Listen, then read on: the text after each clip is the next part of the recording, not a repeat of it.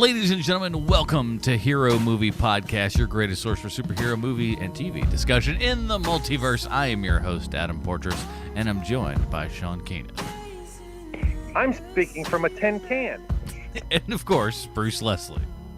I'm a prickly pear, and Rocketface finally has its own show. Finally, and that is what we are here to talk about today, everybody. We are going to be reviewing the first two episodes of Cloak and Dagger, a comic book series that I maybe not enough people really know exists even. Not even like, oh, it's good or it's bad or it's one way or the other. We'll get into that, but I don't think a lot of people even know that this is a thing that exists because it's over there in the Freeform.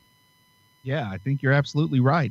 Like, I remember reading, they're talking about a Cloak and Dagger. Then I read it was going to be on ABC Family, and then they changed the name of ABC Family to Freeform. And then I just kind of thought it was one of those things that they talk about and it never happens. And then you guys told me we were watching the first two episodes, which made me realize, I guess that happened. Yeah, and there's like 5 or 6 of them out there. So, but we're going to check into that today to see if it's maybe something that we should continue to watch, or maybe we should just skip it altogether. And maybe there's a reason it's down there in deep, what extended cable. That's extended cable, right? I don't know how these things work anymore. Premium Plus, I don't know, Basic Plus. It's not premium, but it's not basic. Yeah, it's probably like your Basic Plus. There you go. That's probably, that sounds apt. So we'll be talking. What's up? Freeform's one of those channels you have to pay extra each month not to get. Like, can I not get this channel? Because that's what it's always people talk about, like a la carte channels and stuff like that. That'll never happen. But it's just like, could you imagine just going like, oh, I'll take ESPN and hey, throw Freeform in there, why don't you? Every cable package I've ever had, and I'm sorry, Sean, if you ever worked for this channel, but every cable package I've ever had has had this channel called GAC that I would double. I would pay twice to have that network not be on my cable package. Now, what is that? Because it sounds familiar, but I'm not placing a finger. I don't know, man. It's very, I don't know. I think it's curated by Larry the Cable Guy or something. I don't know. GAC, Great American Country Channel or something. But it really, I'm trying to think. It kind of feels like a show, like it's a channel made for people who live in the South, but owned and operated entirely by folks in like Taiwan or something.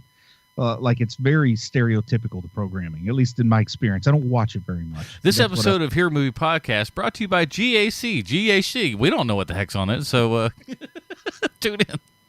That's not that's the kind of show where you'd have like a reality show about guys in the South who hunt groundhogs to make grease for a living or something. Makes sense to me.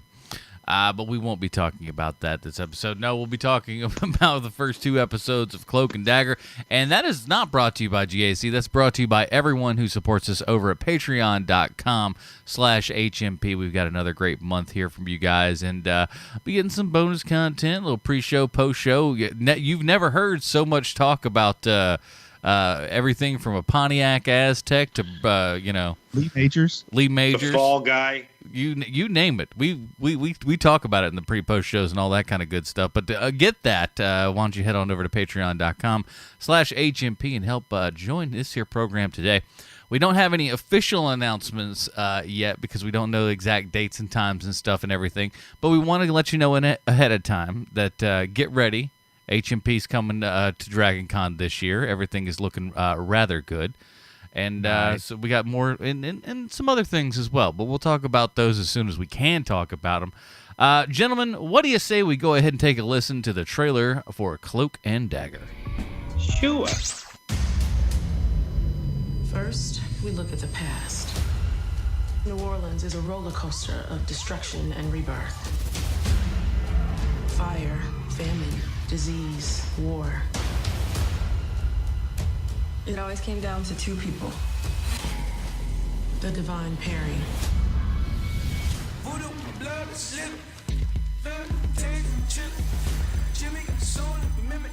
I feel like I have to be perfect. Like I have to do everything right. I go the other way. I run away from everything. I've had a lot of things taken from me. And everything I have, I've had to steal. There's something about fear that pushes me. That's my whole life. Whenever anything goes wrong, I hightail it out of town.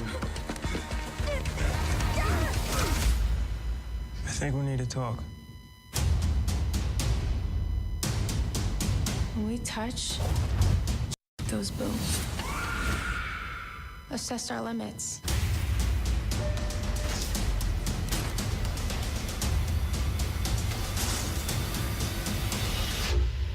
it's the same as it was for all the others. One will live, and one will die. The universe keeps pushing us together. The universe keeps pulling us apart.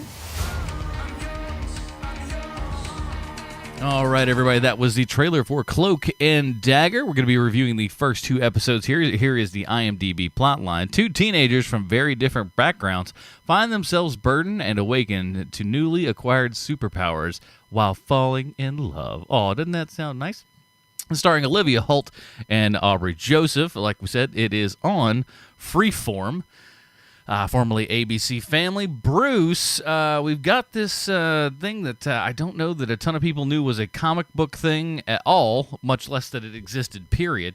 But if I could try to get my stupid mouse to pull up in the flipping file for your theme song.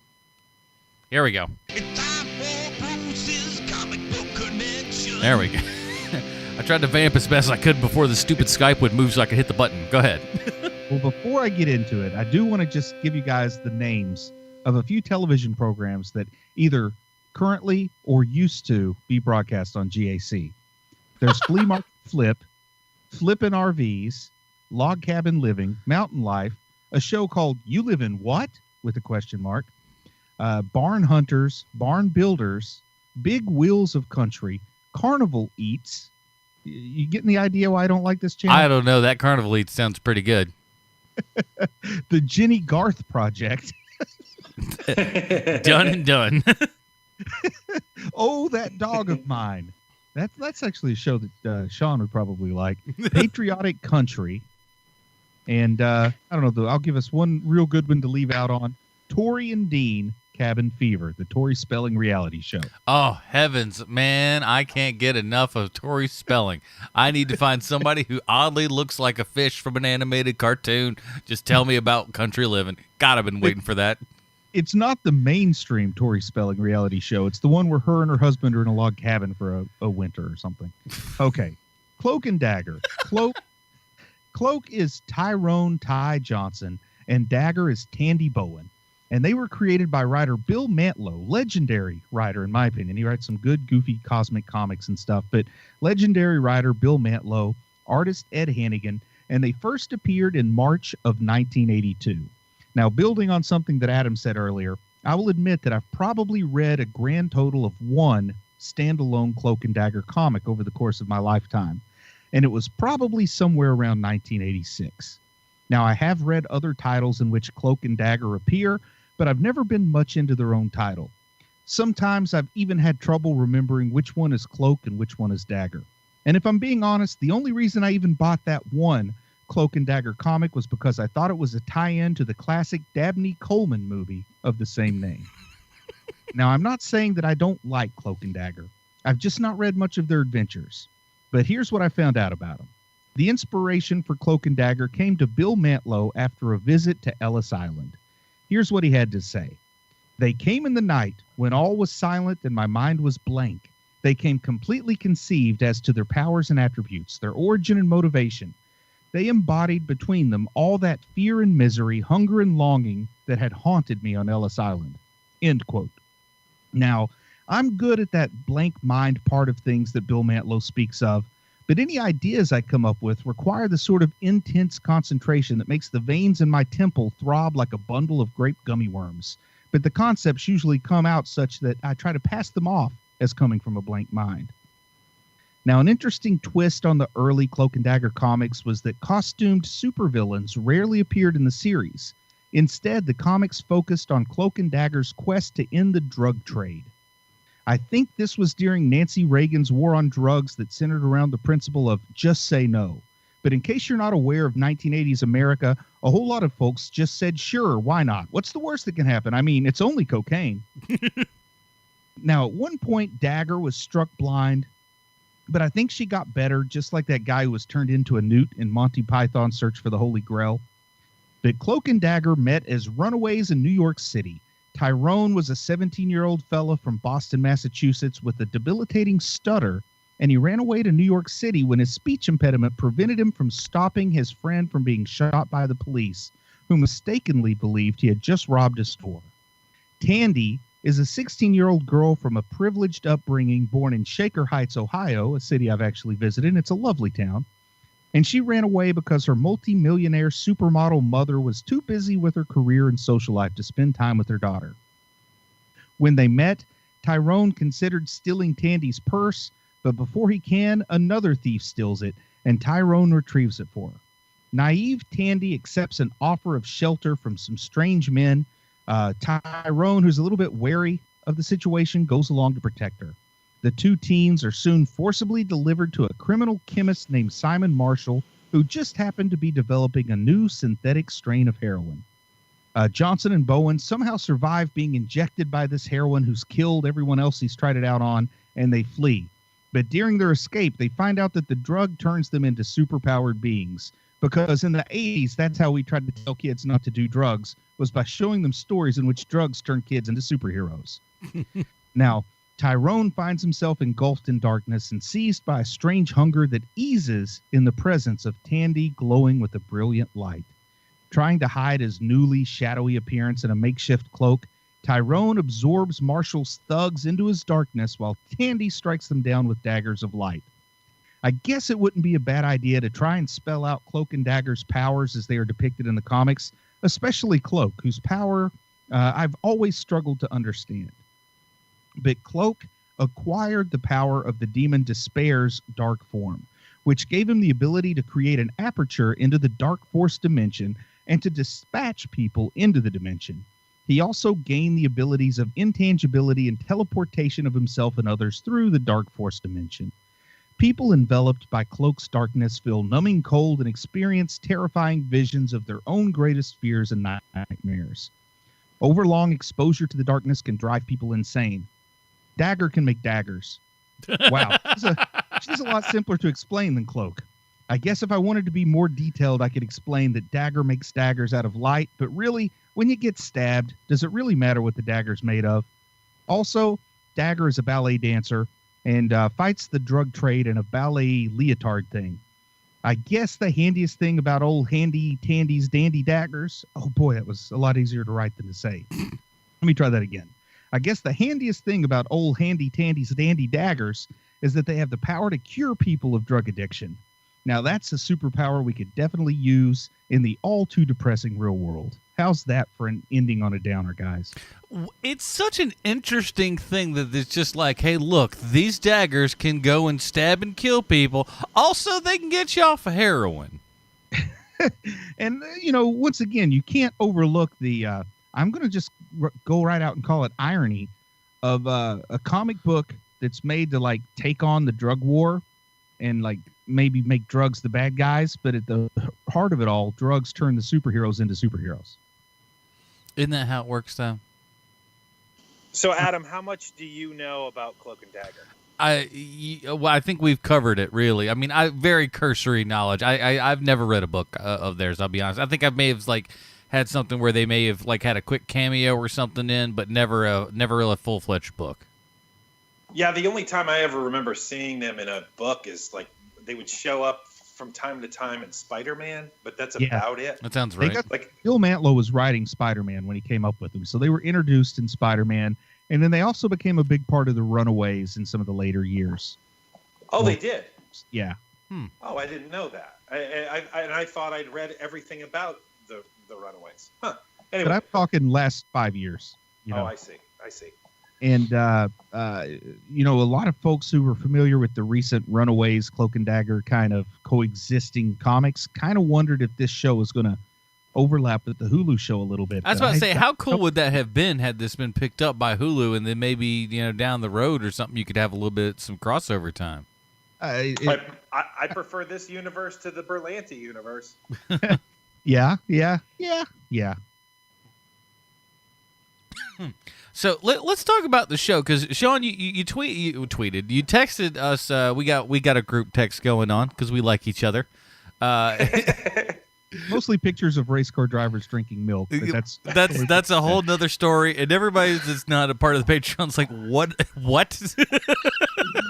Grimace dressed as Thanos. It's what happens. But you texted something as you're watching this, going that this show, and I think I agree with you, looks kind of expensive, but it doesn't feel like anyone's ever going to be watching this program. Yeah, it's one of the things that's a mystery to me. I understand who this show is made for, which is a nice change. This is for younger viewers, which is fine, and it's the kind of like a YA show where it's like, this show's really deep. Oh my God, you guys, this show's really deep. Oh yeah, but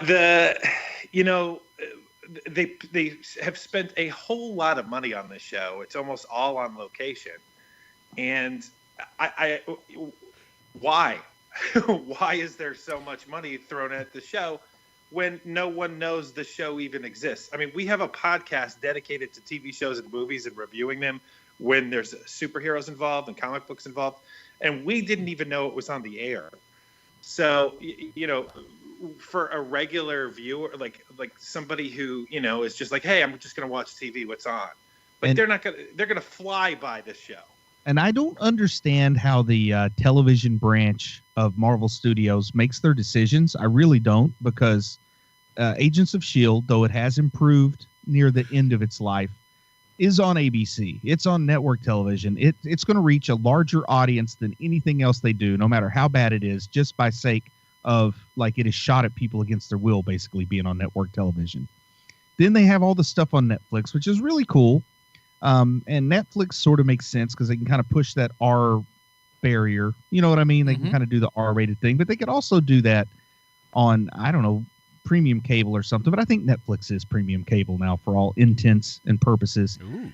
And then they put Runaways on Hulu, which I didn't quite understand. They do The Inhumans, another ridiculously lousy show, and put it once again on broadcast television. Then they do this show, which is every bit as interesting to me, going into only 2 episodes as Runaways is, but they put it on Freeform, which used to be ABC Family, which I think the only thing I know about ABC Family is that they used to show that show with Joey Lawrence and Melissa Joan Hart as old people, and then they show a lot of like Christmas movies with Jenny McCarthy or something, and that's about it. Yeah, that sounds about right. But it seems like they're trying to rebrand it, where it's like, this is for edgy teens now. This network's for edgy teens. Oh yeah, that's totally been there. Like, because ABC Family, even for a good while, was playing stuff that you like. Family? That show? I don't know if I go so far as to be like, hey, family, let's sit down and watch this show about And I know that there was a long day. There was a long day that ended with some kind of meeting regarding rebranding ABC Family, because family sort of means G-rated in the United States. Oh, yeah. You know what I mean? So they said, well, we don't want people to think that it's only going to be G-rated stuff. So we need to define our new format. And somebody says, you know what? I'd like it to be sort of more free form, not be pinned to a format. And they said, okay, let's just call it free form and go home. Because nobody watches the channel anyway. Jensen, you are a genius. But sometimes there are shows that really want to get on the right channel to get exposure, like there are shows that really want to be on a bigger channel, but then there are channels that really want to build a premiere show to bring in to make people more aware, like Stars with Black Sails. I feel like they really wanted people to know Stars was a legit channel, so they spent a lot of money on Black Sails, which was probably a financial failure. But you know what I'm saying? They really tried to catch your attention. And they're making if memory serves here, they're making so much money with Power right now over there on Stars. That's a gigantic hit for them. Yeah, but I don't know if like they put Cloak and Dagger on Freeform because they thought it would bring some Marvel fans to Freeform, because I don't think it will. I really don't.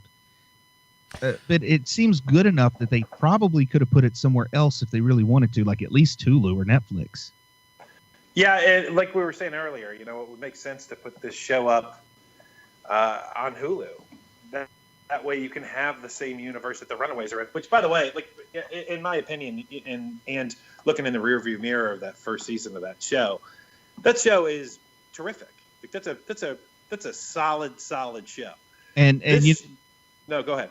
This show, Cloak and Dagger, from what I've seen in the first 2 episodes, and Runaways, they're different shows, but they would attract enough overlap in audience that I think they could have sort of the kind of synergy that Walking Dead and Fear the Walking Dead do. Like, they're totally different places with pretty different stories, but the same kind of people are going to watch them. So like on Hulu, you know, you could have your couple of months of Runaways. Then when that's over, you have your couple of months of Cloak and Dagger, then go back to Runaways or whatever. Like I could see them having some synergy of audience that they're not going to get by having them in such different platforms.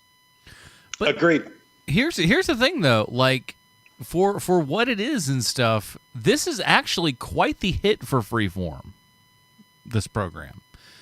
Its broadcast numbers, as you might imagine, are a little bit low. They're all like just, you know, in the 500,000 to 1 million range, right in there. It's higher than that. I didn't know. Well, that's the thing. That's the regular broadcast one, but all the digital stuff and everything brings it way, way higher.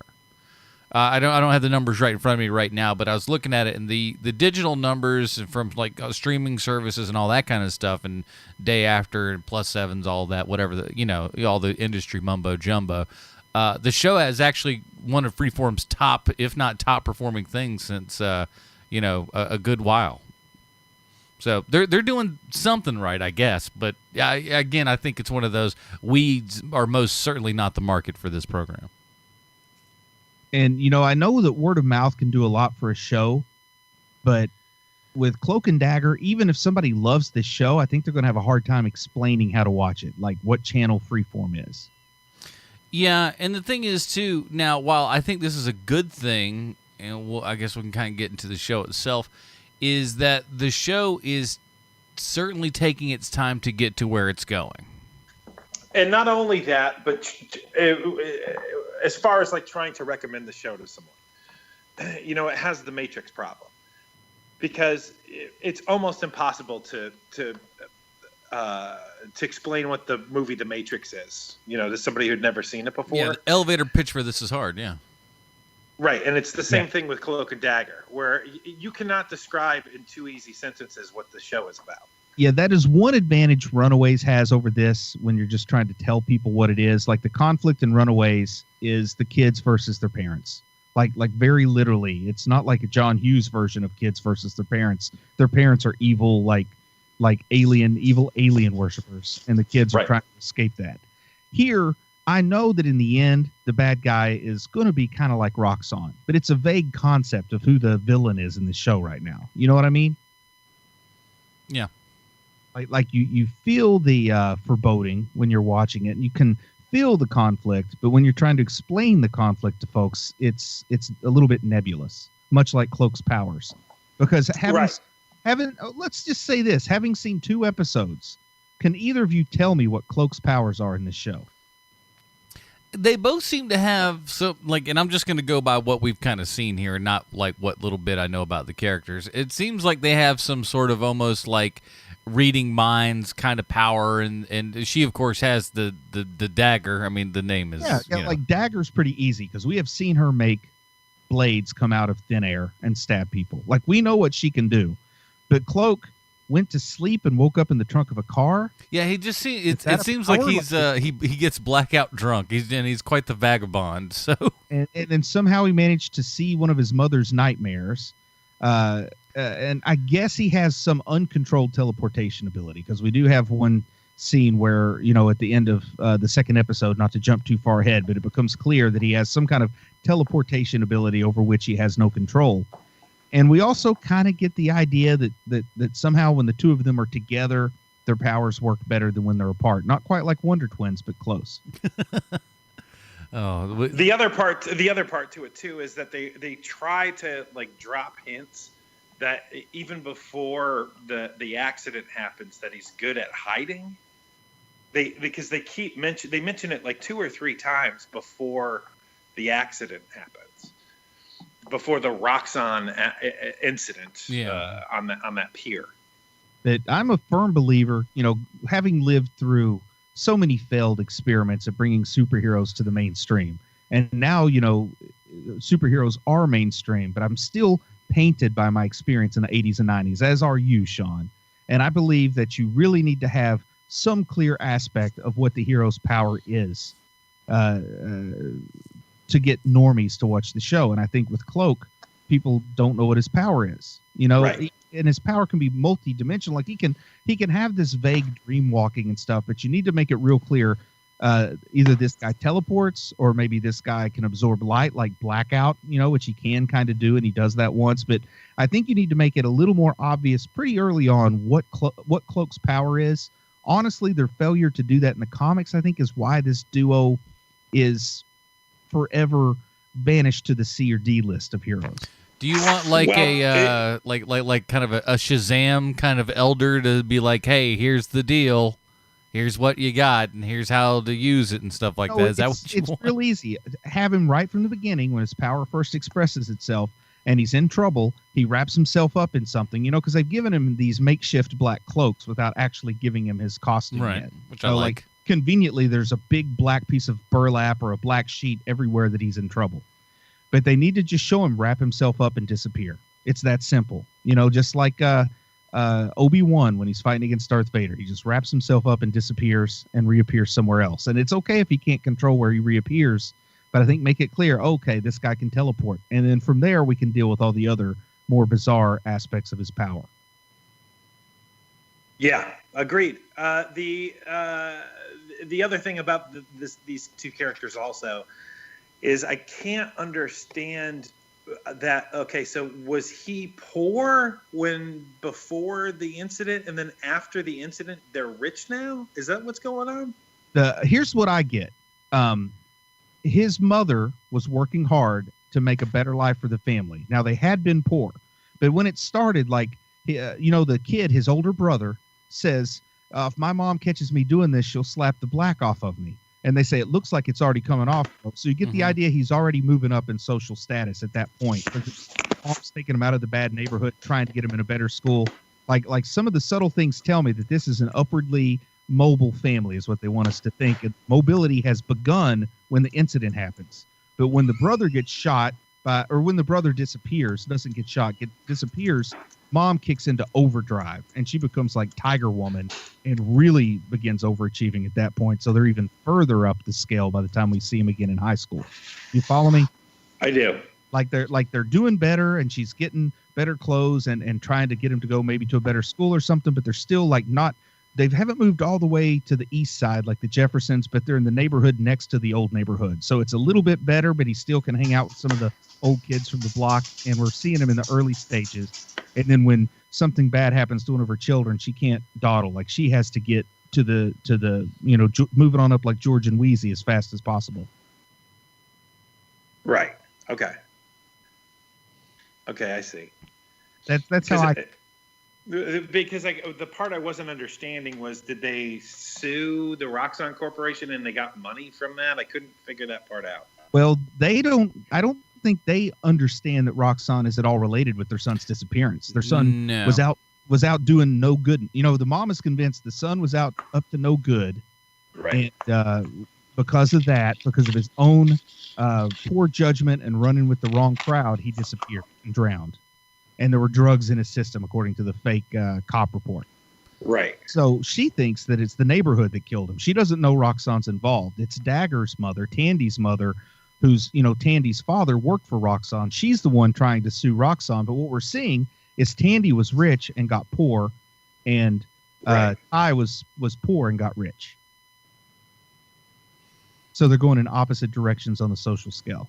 And it's a little bit of a twist on the comics where Ty, Bill Mantlo, 1982, the black character is from the inner city and poor, and the white character was a multimillionaire who was running away from the horrible torture of being extremely wealthy. Right. So they're kind of flipping that a little bit here, which is interesting. You got to update stuff. If it weren't for all of this money, I'd be living such a glorious life. Look at how callous my hands are from counting all these hundreds. Do you know how much I spend on rubber bands to wrap my $100 bills in every month? Ugh, it's unconscionable. It's like the famous story. Pablo Escobar spent $100,000 a month on rubber bands to put around his $100 bills. It sounds like an utter load of crap. Either that or somebody was really ripping him off on rubber bands. Hey, that's your C-47 budget right there. It's like, why is this $5,000? It's for our special stuff. Shut up. Listen to you with the C-47 reference. Good job by you. Now, what do you guys think of our principals here? Aubrey Johnson plays Cloak, the fella here. And he got his start, man. I found this real cool when I was just like reading about him on Wikipedia, trying to get to know a little bit, because I don't know these actors. But Aubrey Johnson, the reason I don't know him is he started out on stage in the theater, and he played Simba in The Lion King. My son got a huge kick out of that because, a little plug for local theater, but my son is Simba in The Lion King right now. So maybe he'll grow up to be on Freeform. Maybe one day, son, you'll hit this glorious chasm that is Freeform. You'll get to be on the network that reminded people Melissa Joan Hart used to be a thing. Call it Nickelodeon for grown-up kids. And then Dagger, she's a Disney kid, like from... Because Disney will have a kid that's on one show, and if they're popular, they'll be on like 3 shows, and then they'll move on. Kind of like Zendaya. So Dagger, Zendaya is probably a little bit more of a recognizable name, but you know what I'm talking about. She was on a show called Kickin' It, which apparently is a karate-themed comedy. It sounds like just speaking of elevator pitch, that's what Bruce's elevator pitch is like. Look, it's called Karate Kid. See. It's a karate-themed comedy, and if I learned anything from Beverly Hills Ninja, you can't go wrong with karate-themed comedy. No. But so I guess she's got some experience as an action star. Does that count if you're on a Disney Channel show about karate? Yes. Hardcore action karate. Something. Oh, she was also one of the Kids Bop kids. Oh. What? Yeah. Oh, dang. The Disney deal is, if you're on a show, you also have to make at least one album to sell to the people who watch the show. You know what I mean? Whether you're a singer or not, you're going to make that album. But that also means that she is going to eventually ask for her character to sing on the show. Oh, yeah. All of a sudden, there's going to be dream episodes or something like that. Dazzler. She would make a good Dazzler. Allison Blair. What if we find out that she's not really Tandy Bowen, that she was switched at birth, and she's Dazzler? Now that's a twist I can get behind. That's out there and creative. So I can see the pitch to her. Okay, this is what we'll call a good news, bad news situation. Good news, you get to sing on the show. Bad news, it's ABBA. You could do worse. Yeah, actually. Mamma Mia 2 in theaters this weekend. At least. But here's the thing. First of all, I was glad to see that she's like, because this girl looks young. Holy crap, she looks like she's 15. Oh yeah. Both the kids do. Yeah, both the kids do. But I think that's what's great about them. Oh yeah, for sure. Is that they don't look like they're 30 years old. But being on ABC Family, I thought maybe the show is going to be a little more wholesome. But it starts off with. Now the actress is, I'm sure the actress is over 18, but like we said, she looks under 18. She's like 21. She's what? She's 21. Good, because they put her in sexually suggestive positions right off the bat. Yeah. Kind of shocked, because I'm still thinking ABC Family, not Freeform. You're right, but at the same time too, it's like it shows you that it's like to me that's a good show, because all of a sudden, like, you're off base a little bit going, because gosh, she looks young. It's just like, even as a not parent, I'm just going like, oh, girl, get out of there. I mean, when we first see her, she's the little girl going to ballet class with the ballet slippers, which I think is a nice little Easter egg to the comics, where Dagger was far more obsessed with ballet for a 17-year-old runaway, than what they should be. But they do show her in the ballet slippers as a little girl, and we see she still likes ballet as a teenager. But when they first show us the older version of Tandy, like the present-day version, the first thing I think is, oh, that must be like what high school boys think is sexy now. But then they go on to show me, oh, no, this is geared towards college-age boys. When she's like, in the bar picking up a guy. Let's talk about those kids for half a second, because the show feels like, at least at this point within 2 episodes, feels like they're going to give us a lot of like little flashbacks here and there of the younger kids, kind of, getting as much out of those kids as they can. I don't think the little girl, I don't think she's, overly gifted as far as acting goes. It's tough when you're that age. I get it. But she's not asked to do much either. I mean, she's asked to cry underneath while that car is starting to flood with water, and like that is not Belial the agency of a small child who is drowning in a vehicle. She was just not nearly Have you ever scared seen a small enough. child drown in a vehicle? Not that I can. Do you remember that Phil Collins song? It's something about that. Yeah, I've never seen it either, but having raised small children, sometimes you'd be amazed at how much, I don't know, it's like an evolutionary defense mechanism, but sometimes when something really bad happens, they don't grasp the concept that this is a really bad thing. Like if you've ever been in a car accident, not like a terrible one, but even a moderate car accident with a child in their safety seat in the back, they don't start crying until after it's over and they see mom or dad get upset. Yeah, that's true. What's going on? They're just kind of confused. Now, how do you explain the young cloak there not looking anything like what his future self will look like? Oh man, I don't know. You've seen that young picture of me that I shared on Twitter and Facebook. I've changed so much. It just happens. You look exactly the same. You were just like they just added growth hormone to you, and then that was like, congratulations, you have an adult child with a beard now. Take a Sharpie and draw a beard on that shining star picture, and you got me. It's all the same thing. But this kid, man, he like that. That kid looks nothing like the adult version. His older brother there looks more like him. But obviously, that timeline-wise, that doesn't work. It makes sense at all. Well, you know what? I stuck with Westworld, and they have a young version of a character that looks nothing like the old version there. So if Westworld can do it, so can Cloak and Dagger. That old saying. Yeah, because I don't want to. I started to go into it and thought maybe I shouldn't spoil Westworld. Nah, people it's like I hear things. So I'll shut up about Westworld. But yeah, you're right, man. They don't look very much alike. But, now, there are chubby, because the young version's kind of round, I guess you could say. There's a bit of that, but like the skin tone is wildly different.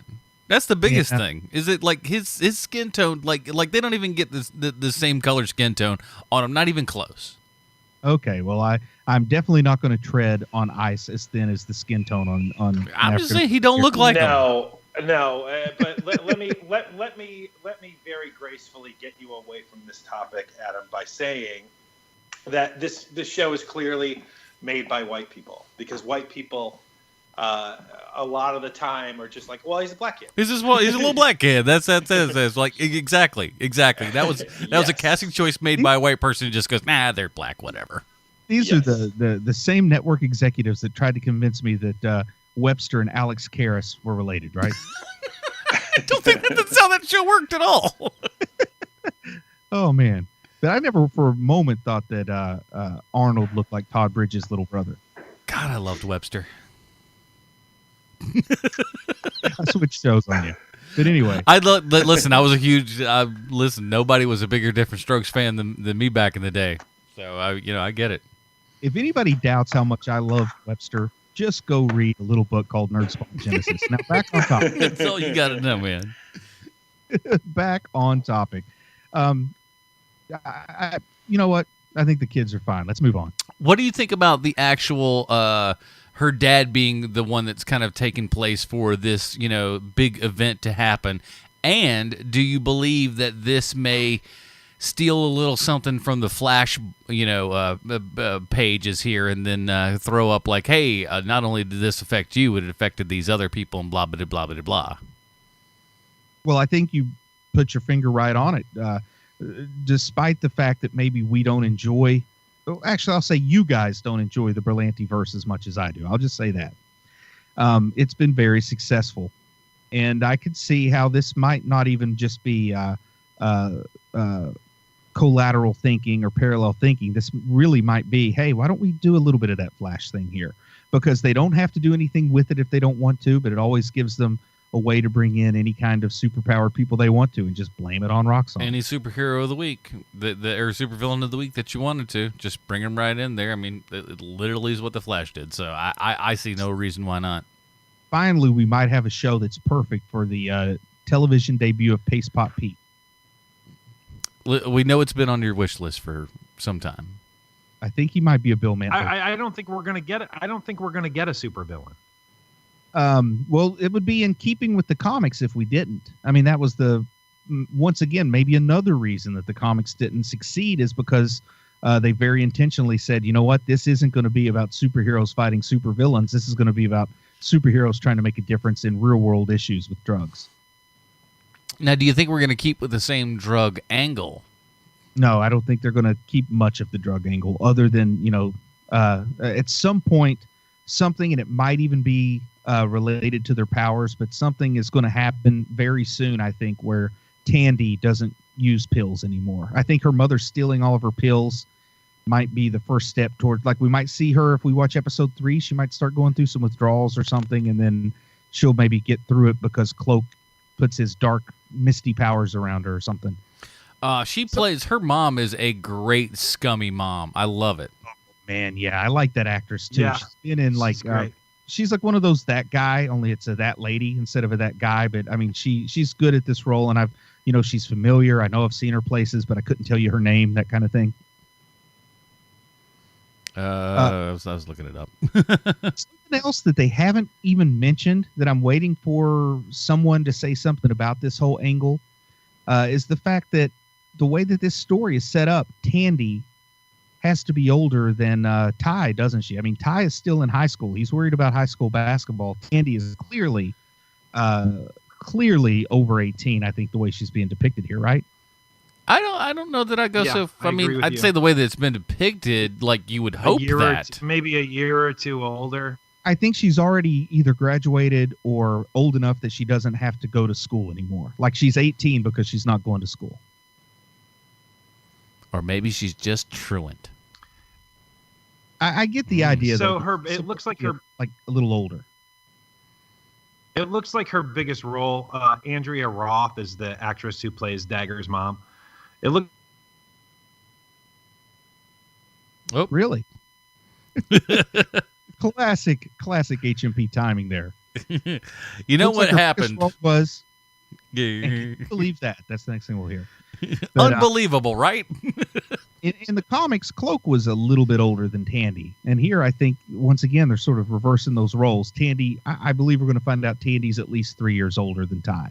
And I think that's going to have some kind of significance as it goes on, because Tandy can sort of get away with just disappearing, but Ty can't, Ty's still a minor, and his mom is definitely not the kind of mom who's just going to let that go if he disappears. No, your brother mysteriously dies. Mom is going to tend to hold on to that a little bit and keep you under her wing a touch. So I almost wonder if there'll be sort of a storyline where it gets framed by the police or the authorities that maybe Tandy has kidnapped Ty or something, because she has kind of those criminal ties already, and Ty's mom is worried about him. Criminal ties. I see what you did there that you didn't do on purpose. I'm just curious because there's an age gap that I expected them to be the same age. Kind of like in Runaways. Sure, one of them might have been a sophomore while the other one was a senior, but they're all high school aged. Yeah. But here, I think that I expected them to be essentially the same age, and they're not doing that. And I'm kind of curious how that's going to play out. Or maybe they don't mention it ever. Yeah, that's how I think it'll probably end up going, is that I don't think it'll ever come up, really. It'll just be like, oh, you, all right, we're together now. It almost has to when you've got the non-high school and the high school, because like when she disappears, it's a very different story than when he disappears. He's going like, my third class is chemistry today. I got to go. And she's just like, I feel like fighting crime. Why are you going to school, you bunch of stupid? And what was the biggest role that Miss Roth ever had? We lost you, Sean. She was on Rescue Me for 7 years, the Dennis Leary show. On FX. Yeah, she played his wife, didn't she?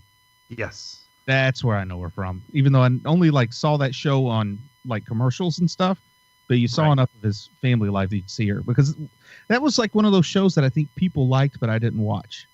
Right. It's one of those things where, wow, that show's been on for 10 years. It's one of those shows. And I can't even say that I didn't like it. It's not that I didn't watch it because I didn't like it. I just literally never tried it, Right. No, I'm the same way. Because that was pre-streaming where you couldn't just try everything. If it came on the same time as, what did they call that fighting robot show, Adam? BattleBots? Yeah. If it came on the same time as BattleBots, forget it. I wasn't going to watch it. Man, BattleBots was so good. I mean, to give you an idea of how long she's been in the business for, she was on My Secret Identity. That is a long time.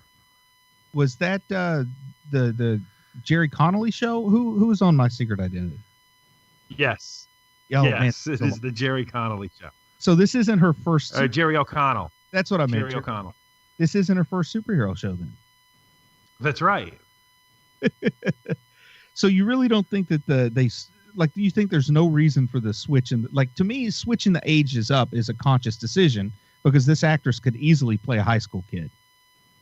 Oh yeah, but I mean, look, you have a fair point here, but just knowing the way some of these shows work, like they're going to keep going with what's working, you know. So like if they find the angle that makes people really love the show, then they're not gonna delve deep into this thing for at least a season. Okay, I just figured there has to be a reason for that kind of change because it's a needless change. You know what I mean? No, I'm with you, man. But you know, I call that a Goyer change. It's called I did it because I could, and screw you, I don't care. It's like if there's a character in the comics who has two arms, and they cast an actor who has two arms to play that character, but then he shows up on the show and they depict him as only having one arm. At some point, they got to talk about why is this guy only got one arm? You know what I mean? It is just like that. You know when your bus driver tells you to not stick your hand out the window? Why is Tyrion Lannister played by a fully formed man? Oh man, yeah. But I don't know, man. What do you think about New Orleans? Do you think it's in that they changed the setting in New Orleans just simply because that's where they filmed it? It's called That's Where the Text Credits Are, and you gotta mention it. And, you know, I totally understand why they're filming in New Orleans. But I'll be honest, plenty of shows filmed in New Orleans don't claim that they're in New Orleans. So I guess that's nice. You know, at least own up to where you're filming it at. I don't know. They could have easily have just said this is generic, you know, they could have said this is National City, and I wouldn't have thought twice about it. At least it didn't be look at this cesspool. They shot that last Fantastic Four movie in New Orleans. You'd never know it. Yeah. And, you know, like almost every Marvel comic, it was set in New York City in the comics, of course. But I guess that makes sense. There aren't a whole lot of offshore platforms in New York, so that part works better. Yeah, agreed. So who is the big, like, what is the big deal with Roxxon? I mean, I know that they're a competitor to Tony Stark. Well, Roxxon, you know, like I probably know them best from Alpha Flight comics, but they're ever present. They're just they're the Luthor Corp of the Marvel comics. They're just like the generic evil corporation. And of course, the name is strikingly similar to Exxon. Right. So I think some of the creators maybe were saying something about Exxon when they did it. But yeah, Roxxon's just this ever-present evil corporation. As far as Stark Industries' big rivals were probably Hammer and Trask. I'd say Hammer and Trask got to be the Hammer, two big Trask. ones. But Roxxon, you know, they're just the evil oil company. I think it came up in Alpha Flight a few times because, you know, they made their evil superheroes to fight against Alpha Flight so they could probably drill for oil in an Indian reservation in the Yukon. Well, you figure, you know, you're around this time, that kind of like 80s sort of thing, and, you know, like between the drugs and the oil, it's like it's a perfect 80s sandwich. Yeah, but Roxxon's not specific to any Marvel property. They're just an ever-present. Whenever they need like the evil corporation, they use Roxxon.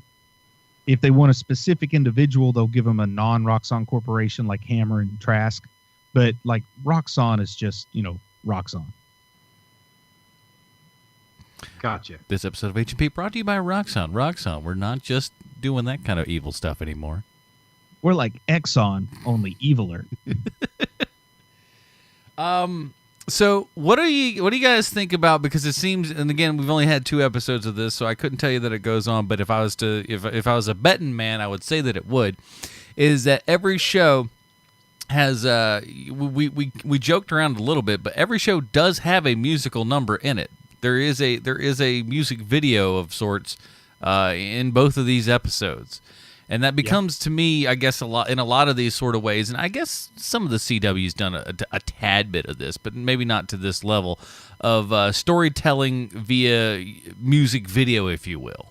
Now, here's one thing I'm going to say. I don't find the musical numbers distracting in Cloak and Dagger like maybe someone would in Luke Cage. And distracting doesn't mean a bad thing. There are pleasant distractions. But when a musical number hits in Luke Cage, it's like the rest of the story's on pause. Well, those aren't serving the story by and large. You'll have a sprinkling of something in there, but it doesn't support it, not like this show does. But here, until you mentioned that each episode has a musical number, I didn't realize it. You know what I mean? Like when you mention it, I know what you're talking about, but at the time, it didn't like pull me out and say, okay, here's a big musical number, which I mean that is a good thing.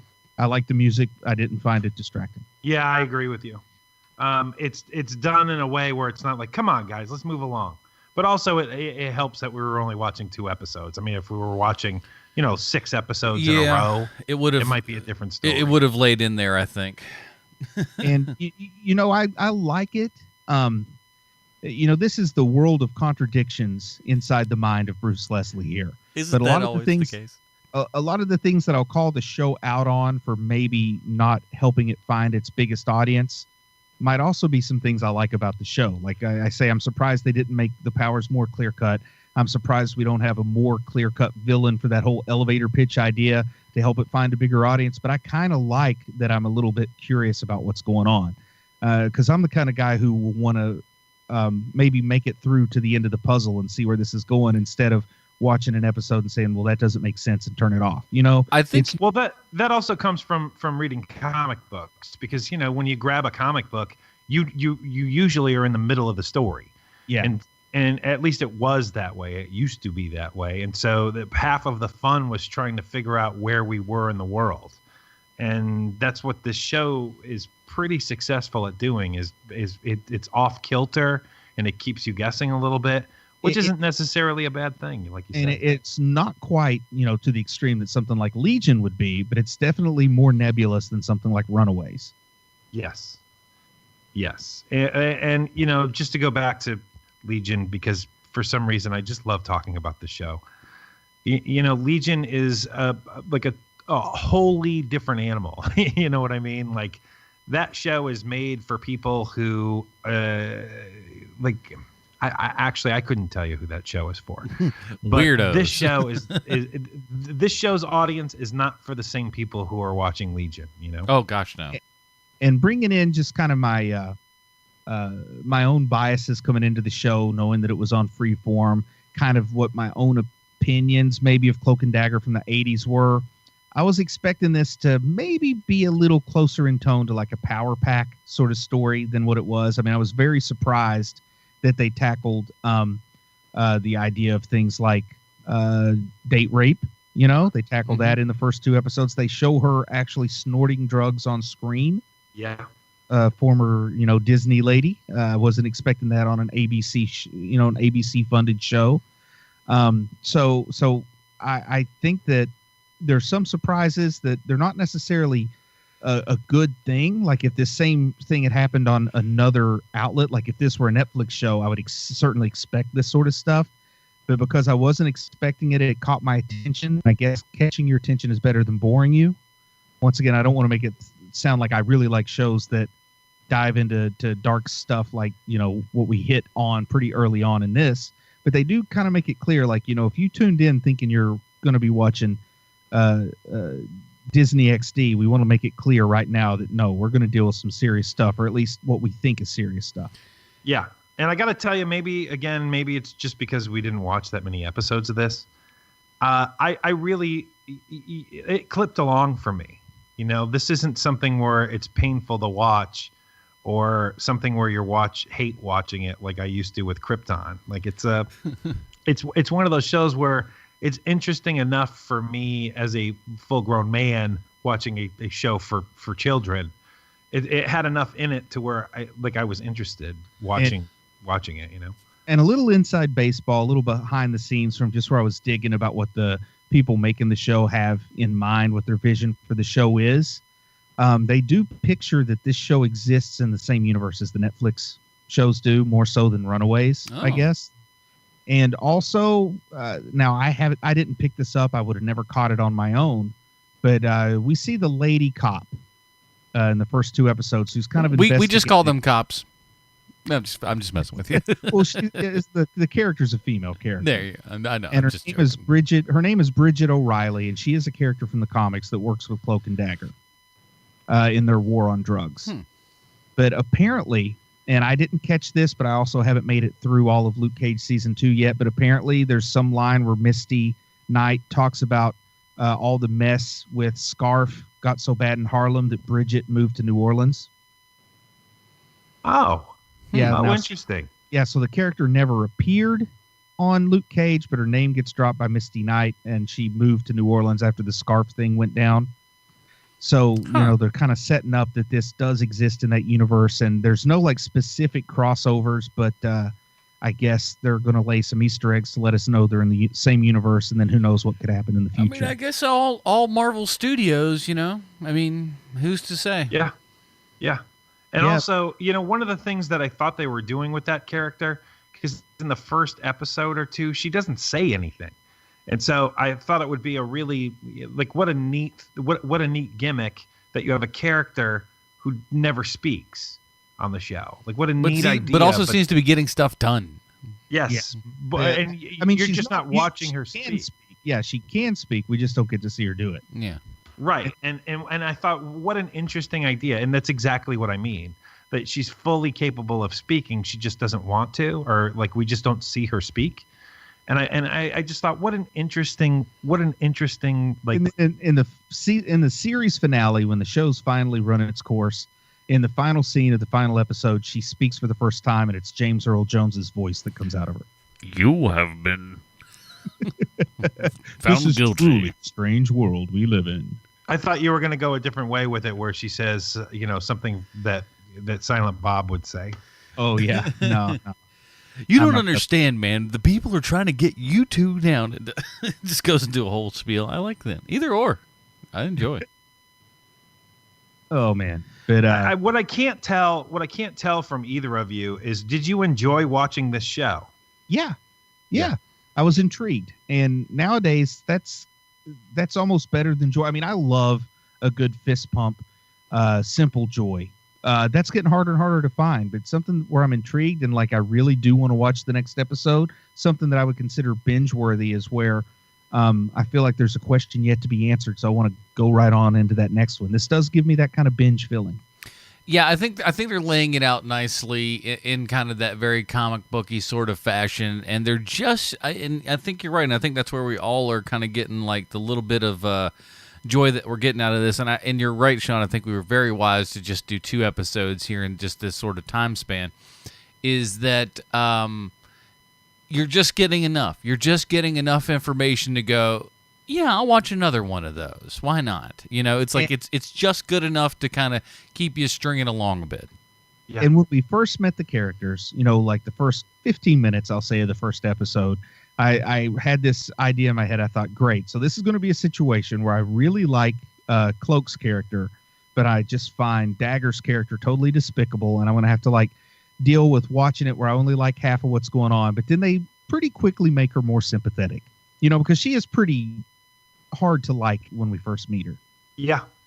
But they do a good job of making her sympathetic quickly without taking the cheap shot and having her say, I only do this because, and then give some like black and white, simple, 2-dimensional reason why she has turned to this life on the streets. They make it a little more complex, but still make her sympathetic. Yeah, I agree. Not too shabby. Now, before we get to our kind of final analysis, since we're not doing a whole season here, we won't give an actual Robin rating because, hey, we may go back to actually review this whole thing. But before we do all that, we do have to ask ourselves one very important question. Even though some people on the internet don't like us doing it for some weird reason, we're going to ask ourselves how this movie relates to one, or this television program, rather, relates to one Sylvester Stallone. It's one guy, Adam. One guy. It's okay. But it just feels like it's personal. Well, of course it does. Let's see. I don't know, Sean. This might be a moment, and I hate to delay your phone connection. But I think we need to investigate what personal growth Adam has gone through in the past 4 years. Because Dan Dew leaves a negative review, and Adam has a field day with it. Yes. This guy leaves a negative review, and Adam's having an existential crisis. So has he matured in the past 4 years, or has he been broken down?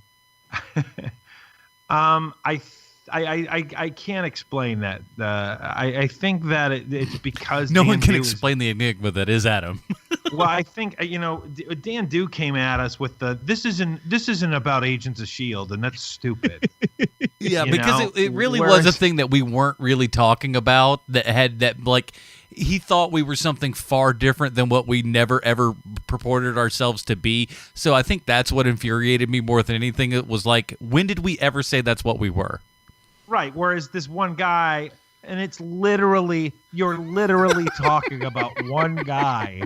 One guy sent us a review that is negative, and it's very eloquent, and he makes some excellent points. No, he really does. That's the best part about it, is that like one of the reasons that I can't get super mad at it is because I read it and I just go like, he's got points, and I can understand exactly where he's coming from. Right, but he also has a point in it that's like, you put a little bit of cilantro in that salsa, and I don't like cilantro, so I don't like this salsa. Meanwhile, the name, there are plenty of people that would not like it if you didn't have the cilantro in it. So sometimes you have to understand that you're going to lose a few people. First of all, if you don't like cilantro, just unsubscribe to this podcast right now. I don't know that I want you here. Some people, cilantro tastes like soap. Yeah, I know that. I know that's true. That's exactly. a genetic thing. That's why I picked that, because there's some things that it's like, you know what?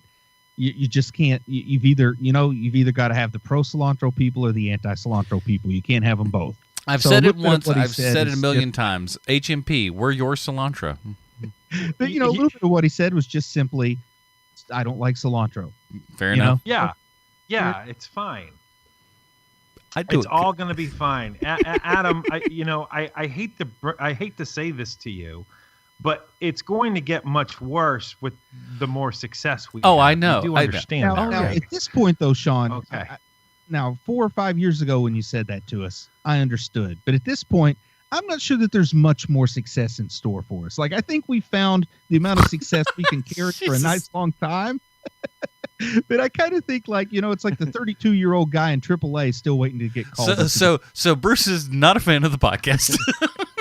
Well, I'm just saying, you're 32 years old and you're the best catcher for the Durham Bulls. That might be where you peak, is the best, and there's no shame in being the best catcher for the Durham Bulls. Or you could be Rodney Dangerfield and hit it big when you're 65. Or Regis Philbin. So let's try to be the Regis Philbins of podcasts. I'm telling you, Sean, you're going to want to give us that Stallone connection. It's a good... All right. So thank you, Adam. I have a prepared statement. Jasper Randall is the choir contractor on Cloak and Dagger, which is exactly what it sounds like. He's a dynamite expert that blows up boulders should they roll into the middle of the highway when people are shooting a movie. Jasper isn't the best choir contractor in the business, though, because Hollywood invented a machine they call the Choir Contractor 3000, which can blow up boulders faster than any man. Anyway, Jasper Randall's first movie was An American Tail, a movie many people have fond memories of, but most people forget that the characters break out in a song in that movie, which maybe some people are into, but I am not. Whenever I'm watching a movie and the characters break out in a song, I'm out, and I get a look on my face that everyone else gets when I start talking about my love of the Fat Boys. Jasper Randall has never stopped working and has damn near 250 credits on his resume, including 5 acting credits. But the highlight of his career is no doubt when he worked as the choir conductor on the movie Creed, starring a man that every fat old Italian guy thinks that they look a little bit like, Sylvester Stallone. Apollo is the 7th movie in the Rocky series, and the first one not written by Stallone. Also, Stallone was the same age as Burgess Meredith when the first Rocky movie was in production, 69 years old. Now, there's some low-hanging fruit there, but I'm going to move on. Stallone credits Apollo as the job that helped him get through the passing of his son, and Stallone is terrific in Apollo. I'm interested in seeing what the next 10 years of Stallone's career looks like, because if someone were to tell me 20 years ago Stallone would still be playing Rocky and I liked the movie, I would have told them they're insane. And there you have it, HMPers, this week's Stallone connection. It's Jasper Randall. Now, White Cloak and Boy Dagger, let's review the first couple episodes of Cloak and Dagger without using the Robin rating system. Well, overall, I got to say, this was kind of a shock for, maybe not a shock, maybe a bit of extreme word, but I enjoyed it more than I had expected to. I thought it was going to be very free-formy, and it was, but it wasn't assaulting, you know? I didn't feel like, oh, no, this is, it's too much, it's too... in the, you know, kind of teen area. It was good enough, and like I said, it kind of keeps me wanting to come back, and I think I'll definitely we'll go back and do some more, at least as far as I'm concerned. What do you think, Bruce? I think so, man. I think so. I definitely wouldn't complain about it. Like I said before, man, I found it intriguing, and to me that goes a long way. I enjoy being intrigued. And found myself curious. I mean, I couldn't point to any scenes that I thought were just downright awesome. I can't point to anything that knocked my socks off, but I liked it. Now, if I were, you know, in that YA target audience, I'd probably like it even more. But I will say it takes some sort of cliched YA tropes that have been well tread, and you know, nothing new there about the high pressure parents that want you to be an overachiever, you know, worried that you're going to fall in with the wrong crowd. Meanwhile, you've got like she's not quite a manic pixie dream girl, but she's got some of that going on with her. And I think that it could easily become very cliched and tired, but it doesn't. And I think it's really hard to flirt with being cliche and not become cliche. And I'm only 2 episodes in, so that could all change. But I wouldn't complain if we watched more of this. So I guess that's a pretty good positive. Yeah. Keenan, what do you got? I went into the show with absolutely no expectation. And I was interested. You know, after the first episode, I was like, you know what? This is not going to be hard getting to the second episode. I think that the main characters, the main actors playing the characters, they're good at their job. I think that both of them are interesting. And I think that both of them have something different that you don't often see in TV shows. They're not perfect looking people. And I think that that's very cool, and I like that. Also, they're like, because, you know, no one is ever going to call the girl who plays Cloak ugly, but she is definitely not your typical leading lady type of actress. And I like that a lot. And I like that the characters themselves they have a lot going on internally, which means that, you know, you're not going to have the stupid moments like you have on The Flash, where people like they have to make a new soap opera every week in order to keep the show going. You know, everything's going to come from within, which is going to be a lot more interesting, in my opinion, than if we're watching The Flash yet again sit in the coffee shop moping. And I'll be honest, because of the network, I was really expecting a lot of that soap opera type stuff, or at least Pretty Little Liars type stuff. And it's definitely there. It's just not, you know, it's just not insulting. Yeah.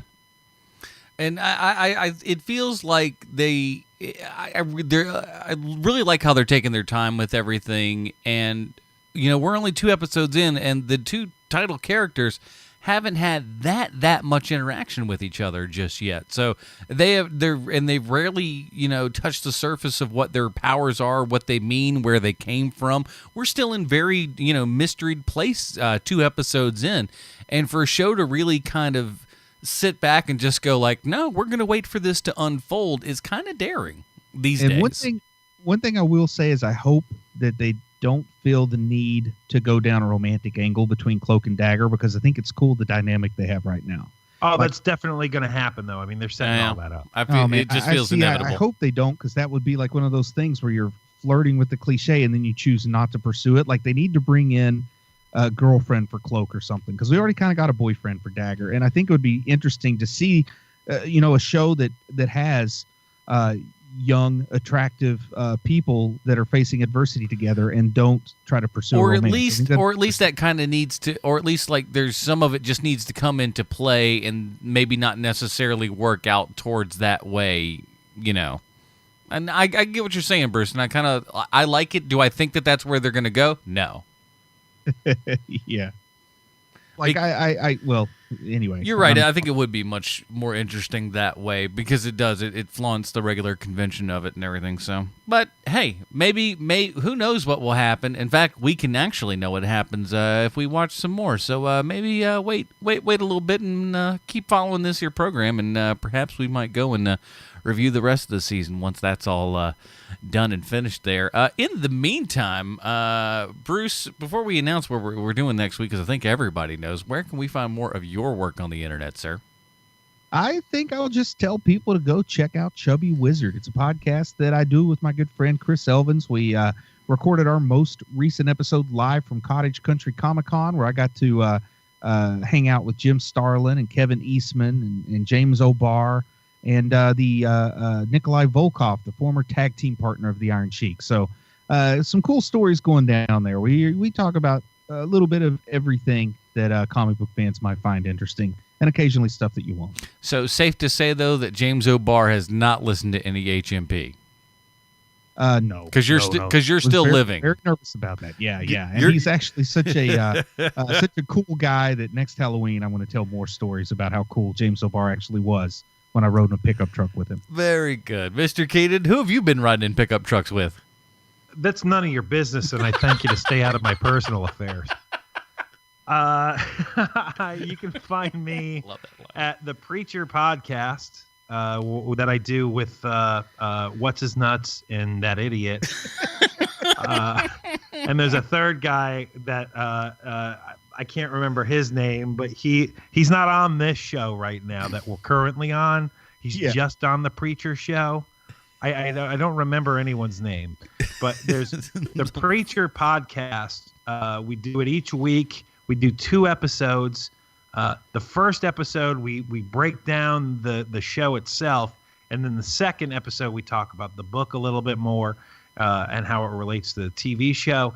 And we do a little bit of we listen to the people who listen to our show, and we read their mail, and it's pretty great. It's a pretty great show, actually. I don't want to put you. Show, I mean. Yeah, I don't want to put you on the hot seat too quick here, but will we see a return of the Shameful Paycheck this year? Oh, that's an excellent question. I don't know. Let's say yes. Just put that on the shelf for later. Sure. Let's say yes. Why is everyone champing at the bit trying to? I know I am. Oh, okay. There you go. I it's a segment I enjoy. The only problem with it, though, is that, when you're dealing with people who are doing one-offs on the show, because that's generally what we would have to do. Like, it's not fun to me. It's not fun kicking those people because, they're just trying to make a living. God bless them. They're character actors that are just trying to make it meet, Yeah. Right. They're just trying to make their mortgage. But then again, it did give us Fart the movie. It did give us Fart the movie. Sometimes, the Lord shines upon us. It's true. And maybe one day we'll have another Fart the movie or something like it. One can only dream and wish. And you can check that out at preacherpodcast.com or anywhere where you find podcasts. How about that? And, of course, the Film Find, thefilmfind.com. We had a little week off here and everything. Matt's coming back in probably about 2 weeks once he finally gets his doctorate and everything. But early next week, we're going to have an episode talking about all the Jurassic World stuff. Jurassic World, Jurassic Park, and the movies themselves as an overall oeuvre, if you will. Who'd have guessed it would take so long to become a doctor? Yeah, what why would you do such a thing? Hey, it was the quickest 24 years of my life.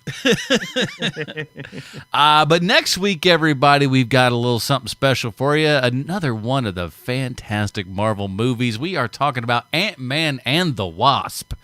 Boy, this movie looks like a ton of fun. And if the first movie is any indication, you got all the same crew and team coming back for this one. So I figure we should be in for a mighty good time. So that's what we'll be reviewing next week, everybody. So that is it. Again, we'd like to thank everybody that goes over to patreon.com/HMP and helps keep this show moving, get pre-show, post-show, and all that kind of good stuff. Help us out there. We really appreciate that.